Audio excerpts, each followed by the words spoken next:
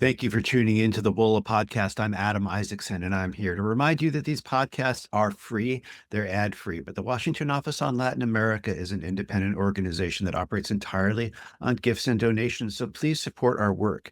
The easiest way to do that is visiting wola.org and clicking on donate. Right there at the top, the support that we receive from you will be very well used this year, given all that we are working on. And I'm going to talk about some of that today. We're talking about an organized crime phenomenon in this episode that we haven't really covered enough here at WOLA, but is becoming a greater focus for us, in part because of the panorama in Venezuela, where the Trump administration is now working with everyone in the Maduro regime except for Nicolás Maduro, which raises a lot of rule of law and corruption concerns. The phenomenon we're talking about now is environmental organized crime. When we think of organized crime in the region, especially when you look at what the U.S. security programs have paid for over the years, we think of drug trafficking. But there's a lot more. And lately, the price of gold is almost $5,400 an ounce, a record. Activities like illicit, illegal mining are becoming almost as lucrative as drugs. Illicit mining, timber harvesting, illegal cow ranching, they're devastating some of the most biodiverse and previously untouched parts of the Americas, especially in the Amazon basin in South America. And it's not because most nations in the region lack good laws. There are laws against these activities. It already is illegal, but it's happening and it's hyper violent. But like a lot of organized crime, it's breathing oxygen that comes from webs of relationships with corrupt government officials and so-called upstanding citizens and companies in the legal economy. It also depends on supply chains outside of the region and international markets where the consuming countries simply don't ask a lot of questions about where these products are coming from. It's remarkable how little attention all of this gets compared to drug trafficking. So today's episode is a conversation with Mark Ungar, a longtime friend of WOLA. Professor Ungar teaches criminal justice and political science at Brooklyn College and the City University of New York. He has written and edited volumes over the last 15 or so years on the rule of law and democracy in Latin America, on policing and police reform, on human rights defenders in the region, and more recently on this topic, environmental organized crime. He's done work in several countries, Colombia and Brazil. This conversation covers a lot of ground, but we do settle in and dig deep on the example of the Orinoco mining arc in southern Venezuela. This is an area where the Maduro regime basically oversaw a free-for-all of destructive mining and deforestation in indigenous territories and nature preserves for the last 10 years. And there's concern that the Trump administration's new allies in Caracas, led by de facto interim President Delcy Rodriguez, they may double down on all of this, even with the United States government standing by. This is not something that I've worked on, so I asked Mark a lot of dumb, basic questions, but I did learn a lot from him here, and so will you. Let's listen. Mark Unger, thank you so much for joining the podcast. Thank you. There's so much that we could be talking about because just looking at the books that you have written and edited, you have worked on rule of law, police reform, organized crime, human rights work, as well as more recently, environmental organized crime, all things that are of great interest to the Washington Office on Latin America. But maybe just to ground where we can begin. If you look at the Trump administration's lethal boat strikes. If you look at the killing of Nemesio Oseguera El Mencho just a few days ago, if you look at the whole Cartel de los Soles pretext for attacking Venezuela at the beginning of the year, you might be given the impression that organized crime was just narco trafficking. But we're also at a time where the price of gold is almost $5,400 an ounce. We're 10 years today. We're recording on March 2nd, 2026, 10 years after the killing of Berta Cáceres in Honduras. There are many other criminal income streams, correct? Yes, and the anniversary of Berta's death is a good way to emphasize the fact that what we see in Latin America is an integration of state, economic, and organized crime actors. So we're not talking about one side Right. fighting another, but a complete integration, convergence of these groups. Going back, starting with Honduras, because of the anniversary, we see that even in a small country like that, you have very powerful families who control huge economic projects, dams, which Berta Cáceres was fighting against, tourism projects, mining projects, forestry projects, owned by big families with connections with narco traffickers from South America through Mexico, who are highly connected with the National Party, which also timely being coming back into power after being defeated in the prior election. So we see this all over Latin America, where organized crime and environmental organized crime have become a nexus for criminality. And they estimate that organized environmental crime is probably now the third biggest criminal action in the world, just after Wow. narcotrafficking.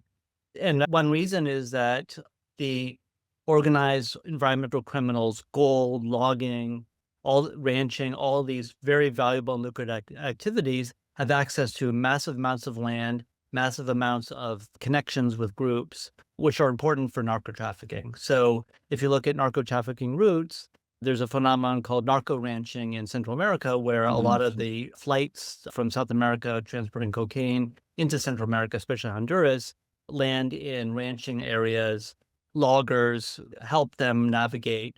Local groups help store and transport the cocaine. So rather than being a subsidiary or ancillary to organized crime, environmental crime is now central to it. So when people think about criminal activity in the region, or not even criminal activity, people lament the fact that so much rainforest is being lost to things like cattle ranches or large scale precious metals mining. Or they think, wow, there are tons of cocaine leaving the region to come to the United States and other markets. Or they think, boy, there are a lot of politicians who are participating in graft and getting away with it. You're saying that these are pretty interrelated. Yeah, they're very interrelated in the sense of economies, businesses, regular citizens, small businesses are all being pulled voluntarily or involuntarily into organized crime, environmental crime. So, for example, I've been working in the Amazon region of Colombia, and 80% of the environmental crime there is in Meta, Putumayo, Guaviare, and Caquetá departments. And there you see this overlap of ranching, cocaine, cultivation, mining, and especially land grabbing, which wealthy people settle land illegally, use fraud and intimidation. And then you also see the environmental people from the environmental ministry, the environmental agencies, colluding in this activity and benefiting Wow. from it. So it's very hard to unravel this or attack it because everyone has an interest in it. Let's just draw on Colombia for a moment, because I think we're going to talk a lot about Venezuela, which is a place Yeah. where it hasn't been considered a quote unquote partner in the drug war or the fight against organized crime. And certainly the relations with the United States were terrible for many years. But Colombia is the opposite. You've had something like $14 billion in assistance to Colombia since this century began with Plan Colombia. It's believed to be a place that has made real gains in governance and on rule of law, despite many of the problems we've seen with narco trafficking, but where there has been progress and where many in government are seen as partners. When we hear US officials from either party talk about the partnership with Colombia or what has been achieved, usually they're measuring progress in hectares eradicated, tons interdicted, maybe people have been extradited, but you don't hear as much about this big income stream, do you? Is it a blind spot for Washington? It's a huge blind spot, and there's a couple of reasons. One is I don't trust any of the statistics, which are underplaying the actual extent of this. So, for example, in Colombia, ELN, which is the satellite detection agency, they rely on biological and other stations placed in different parts of the Amazon. According to them, half of them are no longer in use. They burn out, the batteries Really? die. Wow. So a lot of the information we're getting isn't reliable. The police, prosecutors are unable to actually investigate cases because they don't have access to them. So when there's mining, logging, oil extraction, all these environmental crimes, they're not registered because there's no criminal case, there's no investigation. People are unwilling to give out information. Another example in Peru, which has one of the highest rates of illegal organized crime on gold mining, people use different names. People are dependent on this for their livelihoods and don't want to cooperate with police or investigators. They're too scared. People are extorted. So as we know, Central America, Peru, their entire politics have been upended by fear of extortion. Yeah. Trucking companies, small farmers, all these middle and small businesses all over the regions are forced into participating with organized crime. And those are sort of part of the accounting, part of the regular operations. So again, they're sort of blended in with the regular economy. And then if you talk about just the supply streams, they estimate that half of all gold sold worldwide is illegally sourced. And that's because, It's like amazing. logs, when people mine gold, they sell it, it gets processed in with quote unquote legal gold. A lot of the permits for legal gold are actually fraudulent permits, Or in many parts of Peru and other countries, municipal authorities give permits. In some cases, some amazing NGOs have documented particularly corrupt agencies or officials, but even after that exposure, they continue in their roles.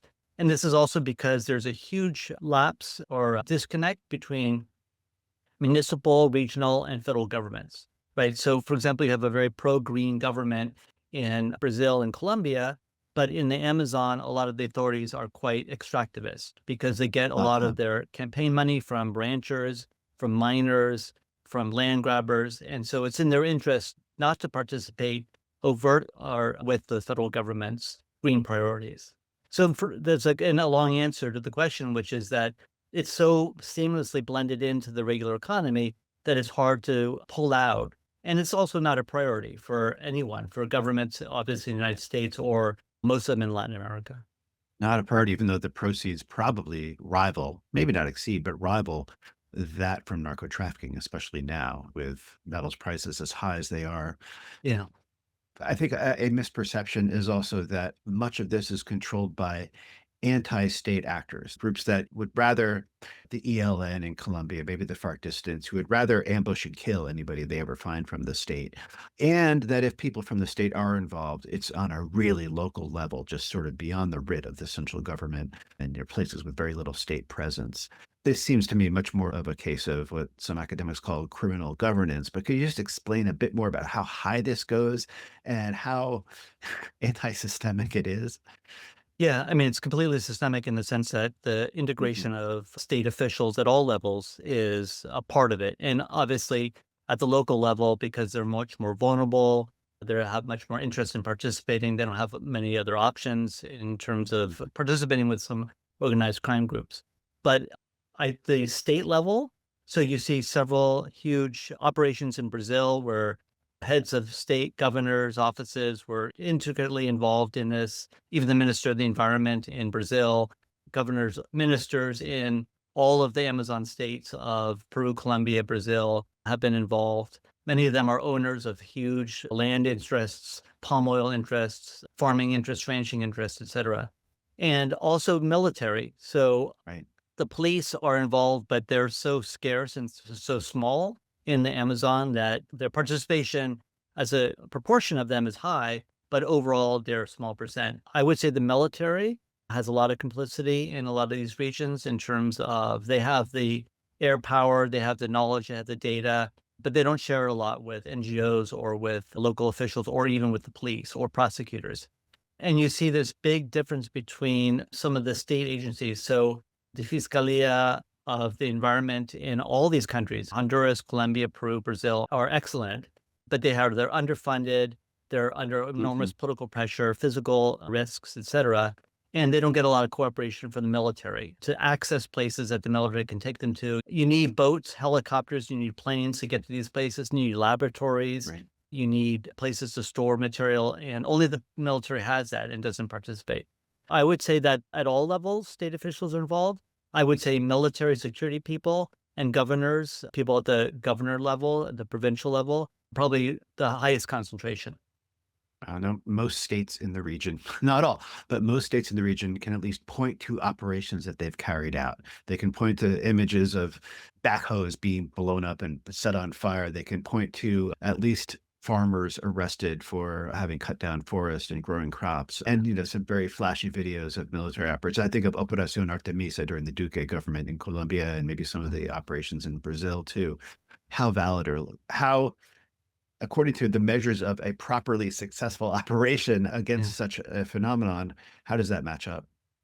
Poorly. And just Right. two of the one of the operations you mentioned, Artemisa in Colombia, talking with people, the juntas, the local people, indigenous leaders, even prosecutors, fiscales, judges from across the board, basically said it was a failure because 95% of those who were arrested were farmers, campesinos, members of families of campesinos, and Small that really fish. antagonized them because they're not guilty of things. They're often victims of organized crime. And very little investigation that followed into how organized crime operates, how these armed groups operate in these areas. Very, very little Mhm. information about that. And then if you speak to prosecutors and judges, and you ask, well, how many people are actually prosecuted and incarcerated? They say We don't know, or maybe just a couple.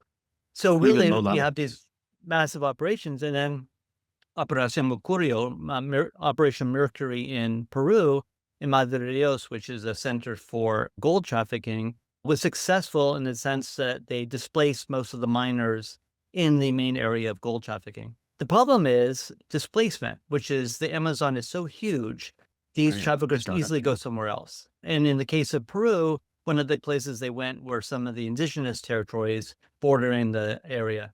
And that made it worse in terms of the impact on peoples. And it also makes it worse in terms of enforcement, because now you have a larger area to enforce, which they're not capable of doing. And I think, I was working with Obama last year in Brazil, and they're trying to recuperate their environmental enforcement structure, which was decimated under Bolsonaro administration. And they're really understanding this in terms of military operations, these sort of big dragnets, and how they often have only a short-term impact.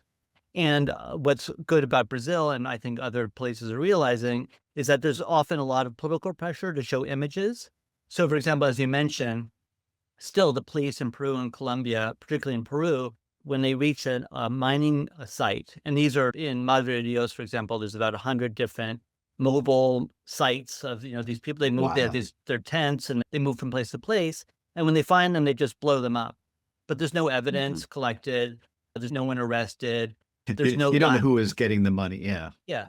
And it looks good. So they project these images, this much destroyed, but it doesn't really mean much. And so without that political incentive, which thankfully Brazil is adapting, they can take a longer term investigative approach without the need to produce numbers and things. And then, another part of Huh. that is the fact that this other project I'm working on, looking at how do excavators, dredges, chainsaws get into these places, because the police will arrive at the middle of the Amazon and it'll be 100 backhoes. And like, well, how did they just get here? And Yeah. they I don't mean, a investigate. ton of cocaine fits in a pickup truck, Yeah. but this is huge. Yeah. So there's this is sort of this huge operation that Very enforcement visible. just has not been able to dismantle all over the region. So we've got a organized crime obviously follows a network structure, and those networks overlap very much with states and the legal economy. And you're painting a picture of, hubs and spokes, but anybody who's a hub, it goes really untouched up till now. Maybe with Ibama perhaps moving in a direction where they might get some of the bigger nodes on the network. Yeah. But have there been any successes measured that way in getting Yeah, some I mean, I would concrete say figures on? in Brazil, you've had three major operations since 2010 that have sort of grappled. It's sort of like the RICO or racketeering, where you Uh, look at this uh, larger pattern of organized crime, environmental crime in Brazil. So Brazil has been, and then I would say the Fiscalia in the prosecutor's office, Attorney General's offices in Colombia, Peru, and other countries are looking into this and money laundering. So mhm. Colombia has now invested in the past year heavily in specialized operations and specialists who look into this. And I think what you also see is this one level of environmental crime. So we know mining, logging, wildlife trafficking, contamination. Those are environmental crimes, but behind them are what I would call enabling crimes. So money laundering, land That's real. grabbing, corruption. And those are obviously much more difficult to tackle. And there's not just for example, the cooperation between fiscalias on environmental crime, on organized crime, on money laundering. They are trying to work better together. But it's very difficult given the fact that they have other challenges, other emergencies. They weren't created to work together, so they have to sort of develop that cooperation, which is very difficult. And then you have governments changing all the time. So Right. not just presidents, obviously, but also governors. And so a lot of these people are thrown out. An example that always strikes me in Colombia, the CARs, which are sort of the major environmental agencies, every time the head is named as a political favor to someone, and about 85% of people working there are on contract basis. So they're scared to do anything that points to organized crime or interests that might be connected with political powers, because they have no professional security. And that goes for most people, unfortunately. So even in the countries where there are reasonably well-funded efforts to go after this, where there are technocrats building org charts and talking about articulación between the agencies, they don't really have the political backing, the continuity, the power, and of course not the resources, or even any guarantee that they'll remain in office. That all speaks to the magical element of political will to me, that it is lacking. Yeah, absolutely. And political will goes a long way in terms of leading to financial support, personnel support. I mean, from the beginning to the end, you have to look, for example, at the whole chain of enforcement. And Mhm. when that gets stuck at one spot, the whole thing stops. So, for example, when you're talking about environmental crime, you Yeah, have to what does start that look with, like? Yeah. prevention and policing on the ground. If there's no Mhm. police, people don't trust the police. The police kind of come in and they leave, so there's no sort of permanent presence where people get to know these officials. What's always interesting is the number of satellite alerts. Colombia, Peru, Brazil, all these countries, thousands every month of fires, clearing of Oh, land, things that are suspicious or probably illegal, and it's very few of them are actually reported. So what is actually happening is actually not becoming integrated into investigation or administration. And the very few that are investigated, you don't have evidence. It's very difficult to go and get evidence. They have no laboratories to test water, chemicals, pollution.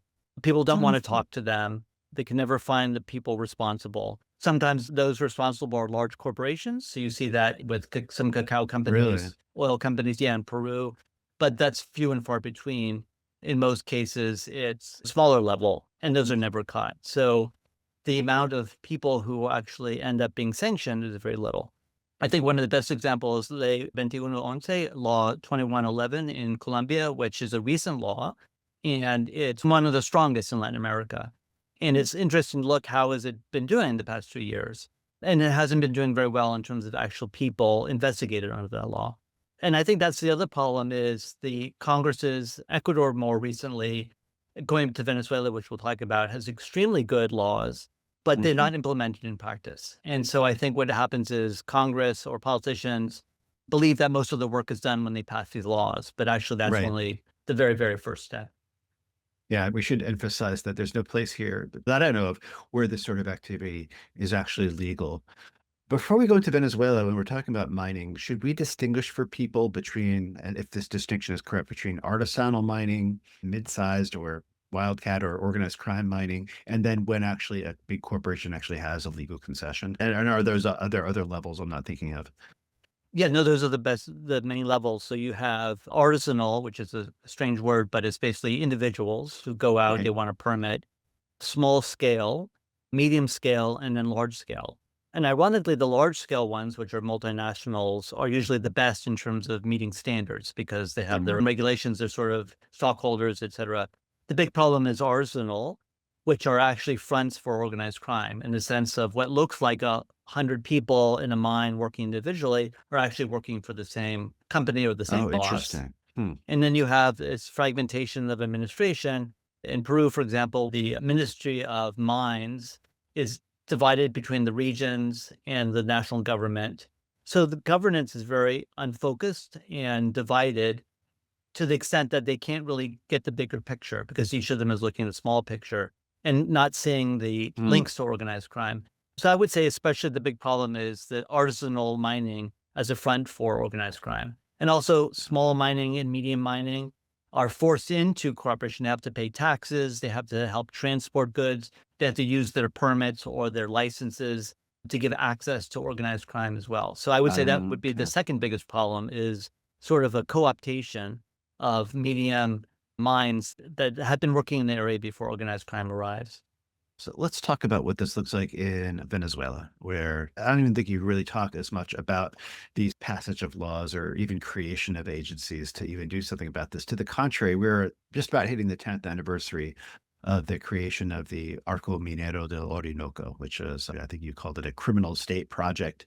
Can you explain what that is, where it is on the map, and what has happened in the last 10 years? Sure. So the Orinoco mining arc was decreed in 2016. And so we're at the 10th anniversary as a special excavation zone and also a special militarized zone, which I think is important because it gave the military control over much of this area. It's about Mhm. 12% of Venezuelan territory.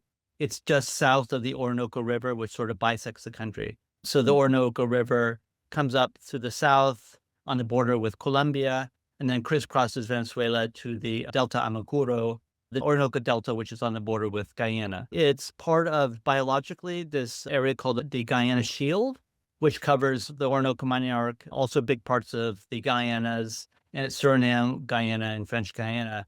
And this is biologically one of the richest areas on Earth. It's about 1.7 billion years old, so it's extraordinarily rich in minerals and materials. Geologically, yeah. So as we all know, Venezuela has the biggest known reserves of oil in the world, and most of those come from the Orinoco zone, which is partly in the Orinoco mining arc and partly outside of it. But that's one example of it. Is Angel Falls in this area? Yeah, there's a huge amount. There's about 7 national parks, natural monuments, biosphere reserves. And again, this goes to the fact that Venezuela has had, on paper, a pretty good environmental record in terms of decreeing national parks. Some of them were decreed by Maduro and Chavez before him. So it's extremely biodiverse and important for the natural heritage of the world. You're basically the northern fringe of the Amazon basin, so extreme diversity. Yeah. So it's 2016. The Maduro government is starting to stumble as oil prices go down, and I guess maybe sanctions are starting to kick in as well. So they declare this enormous area basically open to mining. Did that include the national parklands and indigenous reserves as well? Just let the military. Unfortunately, yes. In the sense of, Wow. again, the Chavez Constitution, 1999, was excellent in terms of human rights. They even created a whole part of the government dedicated to human rights, which has become a joke in terms of their not protecting human rights. But part of that is the rights of indigenous people to participate and provide consent for any activities occurring in their territories. Also establishing their territories, expanding their territories, giving resources to them. But the Orinoco mining arc completely obliterated that in the sense of establishing huge mines, huge operations, with zero consent, zero prior consultation with the indigenous groups, with indigenous leaders, huge processing plants. And one example that always, which occurs in other regions, is the devastation on them. And one example of that is the high levels of mercury and cyanide, which are one of the most deadly compounds that people use. But it's central to gold mining in the sense of mercury and cyanide are used to separate gold from soil and rock and other things. But a couple of drops of mercury can destroy an entire watershed. And they've done studies in the Orinoco mining arc. About 90% of pregnant women, school children have elevated levels beyond what the World Health Organization says is safe in their bloodstream. And according to some NGOs, the life expectancy in the area is only 40 years. So that's just emblematic of the devastation on the people in the area. So one of these illegal mines looks like some heavy equipment, backhoes and other things, usually on the bank of a river or just digging a hole somewhere. Just to give people an idea, it's not people like going down shafts with lights on their helmets. It's something else. Yeah, the huge concentration of mines is in the eastern part of Bolivar state, which is where the Orinoco River, as I mentioned, kind of bisects Venezuela kind of diagonally from southwest to northeast. And just south of that is the Orinoco mining arc, and almost all of it is in Bolivar state, and a lot of that in the eastern part, which is near the Orinoco River and very close to the Caribbean Sea in terms of access to it. And what you have, going back a bit to the history of the Orinoco mining arc, is when Maduro declared this area, the military came in, the Minister of Interior, Justice and Peace. So we all may know who Diosdado Cabello is, which is one of the most powerful people in Venezuela, and he's that minister. So the Minister of Defense, Vladimir Padrino Lopez, the Minister of Interior, Justice and Peace, and also what's often not looked at is the Minister of Development, who is also head of the Venezuelan Mining Industry Corporation. And so when the mining arc was declared, those 3 ministries were given control of the area and implemented that control through the armed forces and through the National Guard. So what you have here is a highly militarized area. They passed a law in 2020 to fortify the country against sanctions by the U.S. So, for example, the Venezuelan mining company was sanctioned in 2019 by the U.S. for illegal activity. So the mining arc was not only militarized, but also at the forefront of Venezuela's rejection and resistance to U.S. sanctions in terms of earning income. And to jump ahead very quickly, this year, the acting president, interim president, Delcy Rodriguez, announced this Plan Oro Expansión Minero, which is the plan to expand greatly the production of gold, iron, bauxite, and the other minerals from the area. So it's basically, quote unquote, legal mines, but they're not open to regular investments. What's actually kind of interesting is in 2018, Maduro announced this big gold plan, which he wanted to open up investments in the area. The country, as you mentioned, suffers from oil prices go up and go down. When Maduro came into power, they were quite low. And so they turned pretty heavily to the Orinoco mining arc. They had some deals with Turkey and South Africa. They were hoping for lots of concessions, lots of arrangements with other countries, but that never happened. As we see now with oil companies, people are very loath to invest in Venezuela because of nationalizations, insecurity, and a lot of other factors. So what you end up happening is it just became a rent-seeking opportunity for the military, and then for Colombian paramilitaries, Brazilian miners to come in. So instead of an international sector of mining production and processing, it's really become a whole big center for organized crime of the military, primarily with local groups and with Colombian militias. What are some of the main organized crime groups? I mean, I've heard that the ELN is very present there. Colombia's National Liberation Army. There's some groups called sindicatos, which I haven't done enough work on this to know who they are. Who else? So you see, again, one reason why organized crime is so pervasive and so integrated is because of all these scales of how it operates on the ground. So in Bolivar State, you see at the local level, as you mentioned, these sindicatos, they're called pranes, sort of local mobs, local crime groups that tax people, they extort people, they provide jobs for people at the local level, a lot of extortion, a lot of control over unions, control over labor. And this is another part of organized crime. We think of organized crime with the Godfather and a hierarchy, but what you actually see is massive amounts of contract work and temporary laborers. So they'll hire people to go into a mine, for example, for a month, and then they're dismissed. And so most people are highly dependent on these mines, on the local mob bosses, on the unions, on even access to the roads, if they're farmers, to market for their livelihoods and their survival. At the second level, you see this involvement of Colombian militias. So the ELN has a huge presence in the area, several, at least 3 or 4 FARC dissidents. So this is the parts of the FARC in Colombia that did not demobilize after the Havana Accords in that country. And if you look at the map, there's a city I was in recently, Puerto Carreño, which is on the border. It's in Vichada, which is a Colombian department, right on the border. And it's the confluence of the Orinoco and Meta rivers. And that's an extremely important zone because so much organized environmental crime in Colombia moves along rivers in the Amazon, the Meta River being one of them. Yeah, there's no roads. Yeah, there's no roads in the area, in much of the area for sure. And this is right at the border. So Puerto Carreño has become sort of a hub for organized crime, environmental crime, ELN. And there's also other groups in the area. There's Puntilleros, which is a group based in Vichada, which is often not discussed in a lot of the media. Descended from offshoots of the old paramilitaries in Colombia. Yeah. And they're big in Vichada, Guiana, and Guaviare provinces. And they're sort of organized crime group. They're very powerful. They're very violent. And they control and they collaborate. It's constant conflict and collaboration, movement of territory, movement of goods with the ELNA. So the AGC, otherwise known as the Gulf Clan. The Gulf Clan in that area also has a very powerful presence.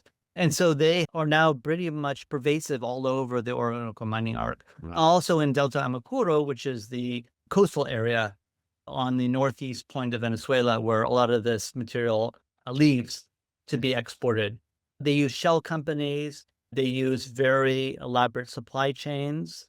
As I mentioned, for example, a lot of minerals, not just gold, but I'll talk maybe a little bit the other kind of minerals that are extracted, are processed in plants. And a lot of those plants are owned by, or partly owned by, organized crime groups. And once they're processed, plants are just in the Delta or somewhere else? Yeah, they're mostly in this northeast part of Bolivar State, because that's where most of the mines are. It's where the most of the population is. It's also right on the river, and it's the northeast corner of Bolivar State, closest to the coast.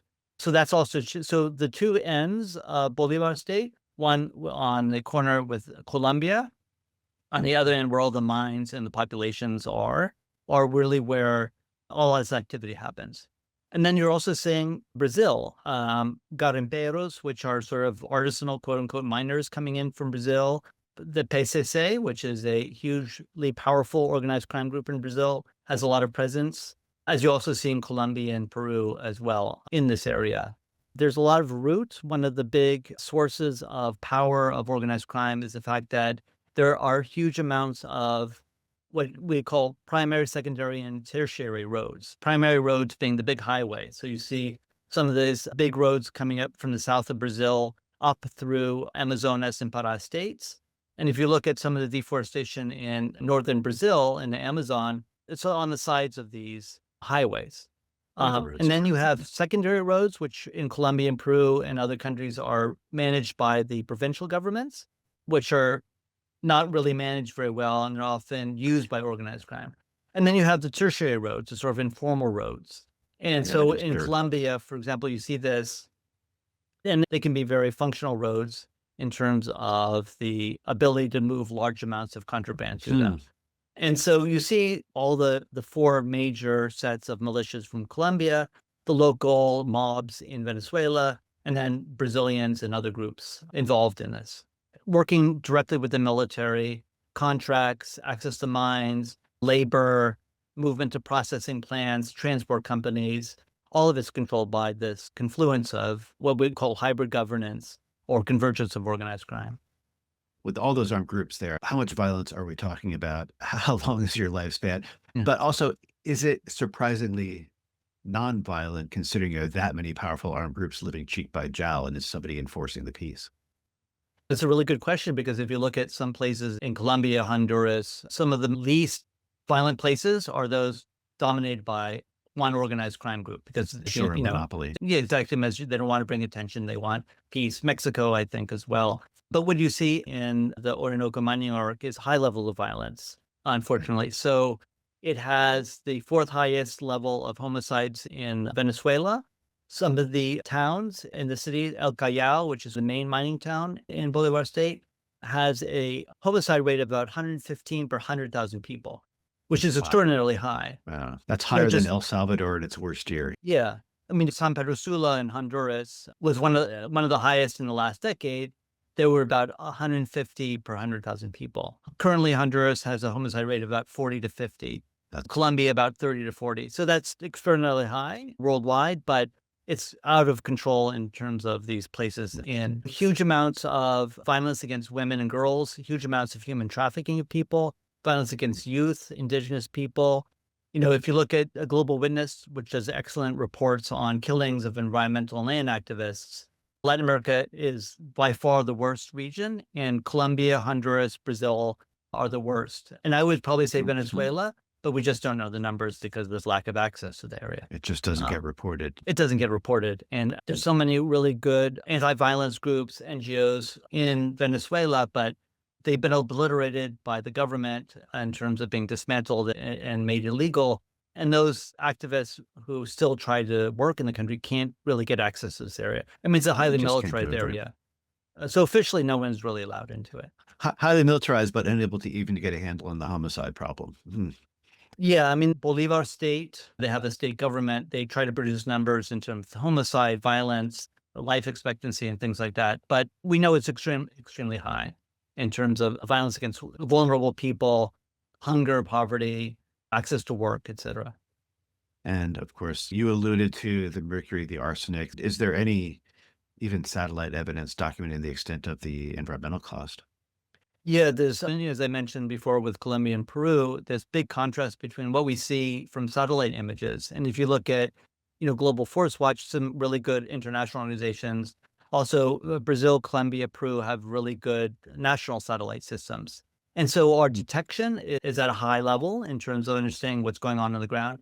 Arco Minero as well? Yeah, I mean, those are more from international because Venezuela does not report that information. The problem with that is a lot of it, cloud cover, topography, make it very difficult to ascertain. And I think the bigger problem is most of it is, quote, legal, because this is done under the Orinoco mining arc. And so most of this activity is legal, which again is why organized crime is so insidious, because it's pretty much connected 100% with organized criminality and violence. Cooperation, again, with the sindicatos, the pranes, militias from Colombia, the groups from Brazil, etc. That's such a huge point because we were talking about states around the region that have passed good legislation, even if they don't always enforce. But in Venezuela, in the article, they did the opposite. They said this is basically a free for all. So can we talk about the demand side a bit? I mean, once these precious metals or rare earths or coltan or minerals, anything that's coming out, how are they getting as high as 50% of what's in international markets? Obviously, gold is not like, I know the DEA can look at cocaine and find like bits of pollen or something and trace where it came from. But once an alloy is all melted together and smelted, you can't really trace it. But you've talked a little bit about what these supply chains look like. But I just want to get at the challenge of attacking this on the demand side because I don't see a way right now. Yeah, I mean, we think about two of the most valuable things in the world, gold and oil and diamonds. No place has a higher concentration than Orinoco mining arc, unfortunately. So looking at gold, which, as you mentioned, I think importantly, the high prices, the high demand, of course, no one can expect that demand to ever go down significantly over human history. It's always been extremely high. Yeah.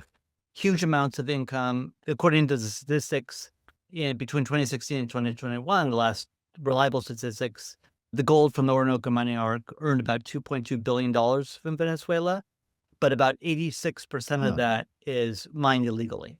And about 70% is smuggled through shell companies, through forms of laundering, opaque supply chains that go to many countries throughout the US.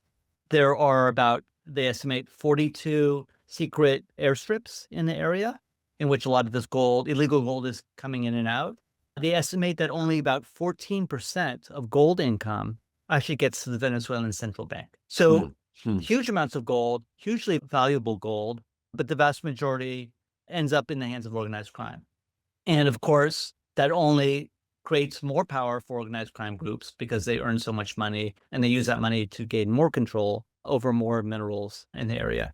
And Delcy Rodriguez, Maduro before her, always constantly pushing for increases in this. So she said in her report on promoting this, said that gold mining was up 81% last year in 2025, and they want to keep that rate up in 2026. And that's a high level, but obviously they estimate the 8,000 tons of gold are underground in the Orinoco mining arc. And so it is feasible to keep increasing exponentially the amount of gold extracted from the area. But again, unless they change the entire system of extraction, most of that is going to go into the hands of organized crime. Just briefly, some of the other things, coltan, which is a rare earth element, central to cell phones, any kind of electronics. Those actually discovered in 2009, also estimate 35,000 tons in the area, which also makes it one of the biggest deposits in the world. Iron, it's the second biggest deposits in the world. Bauxite, thorium, which is another key rare earth element. Coal is obviously important. Gas, oil, manganese. So huge amounts of minerals used in different forms of production, steel, aluminum, batteries, at all levels. And all of this is produced in huge quantities from the Orinoco mining arc. And again, I think it's important looking at the sort of state structure. The president of the Corporación Venezolana de Guyana is the set of agencies of quote unquote companies that are owned by the state, which take out these minerals. And they're very, very powerful. They're very opaque. And it would be interesting to look into in future years, the connection between those high-level people in that ministry with organized crime, high-level organized crime, fraud, corruption, and their lack of control over organized crime activity at the local level. So much of it passes through a government agency, though. Yeah, I mean, nominally, this is the government agency responsible, and they just had a big event in Ciudad Bolivar, which is the capital, promoting mining, and this was done by the Ministerio de Desarrollo Minero, the Mining Development Ministry, and the CVG, which is the corporation which controls mining. And so it's very, very powerful. If you look at the history of Venezuela, it's a heavily centralized country, particularly with control over natural resources. So as we know, PDVSA, which is an oil company, which was one of the most important parts of the Venezuelan state, and oil has accounted for most of the income in Venezuela. And as you mentioned at the beginning, with the oil prices down, they have been turning to the Orinoco mining arc. And what's interesting is Delcy Rodriguez now promoting it, but this is a pattern where Chavez and Maduro also promoted it, but it's fell flat in terms of a lack of investment and the control by organized crime over the area, to the point now where it's even more difficult to make this a transparent and functional sector. So two main questions. I'll ask the first. You got at this a little bit when you mentioned this Corporación de Guayana, but at some point, you're getting the coltan to the end of Venezuela, or the gold it's going to leave Venezuela. And then how does the coltan make its way into my cell phone? And how does the gold make its way to the jewelry store at the mall? I mean, not every step, but what's the next major step? Is it a country like Turkey, or is it, someplace that's a clearinghouse for this sort of thing? Yeah, a couple of ways. One is just looking at the physical process. So a lot of the miners, artisanal miners, small time miners, they sell it to middlemen, they sell it to buyers. If you go to in Ciudad Bolivar or the other places, they'll literally go take their daily earnings. And, just as a note in terms of labor, just the abuse of labor rights, people are paid about $10 a kilogram, which is just a tiny fraction of the actual work. For So gold? yes, gold. Wow. So people are, and again, this creates this vicious cycle where people are still impoverished, ironically, in a place that's producing gold because they're not being paid. They don't understand how much it's actually worth. But the middlemen, the other industries obviously do. And so they send it to smelters. The smelting process, when not done correctly in open air, creates huge amounts of air pollution, chemical pollution that creates asthma and all sorts of respiratory issues. But going back to the supply chain, smelting, sales, there's also huge investments by the Venezuelan government in processing plants in the area near Ciudad Bolivar, near the river. Mhm. In other countries like in Peru, that gold extracted illegally is integrated with gold that's extracted legally. And again, legal gold often is illegal in the sense of permits, land, other ways in which it was started was done illegally. But that's all quote unquote legal in the sense of at that point has official export documents. It's official export of the Venezuelan government. And then, so in a way, the entire creation of the Orinoco mining arc created a state-sponsored operation, which is essentially illegal. The last question related to that really is obviously January 3rd, President Trump's administration extracts Nicolás Maduro. The rest of the Maduro government is in power. We do know that the messages the Trump administration has been saying to Venezuela have been about giving U.S. firms access to oil, about fighting narco-trafficking, at least maybe going through the show of extraditing some people, stopping immigration, and keeping out China and other near-peer powers. I haven't heard anything about this very, very lucrative income stream. Have you heard that this is a priority, even a minor priority for the administration's plans with Venezuela? Or is this just something that they are, at least for now, free to carry on as business as usual? We don't hear a lot about it. You're exactly right. Yeah. I mean, two examples. One, obviously oil, which we do hear about. That's from this area. So there's a huge connection between the mining arc and oil. Most gas is produced as part of the oil industry. And so gas reserves are also important, obviously. Rare earth elements, which Trump has talked That's about. Right, they're talking about that. Yeah, competing. A lot of them are dominated by China. And so a huge amount come from this area. Diamonds, which are important not only as valuable in themselves, but for industry, as well as bauxite, nickel, iron, all these other things. So I am fairly certain that people in the administration are aware of that and want to get a hold of this. And that's perfectly in line with what Trump says is basically, we want this oil back. And I'm sure that also includes all of these extremely valuable It probably does. elements.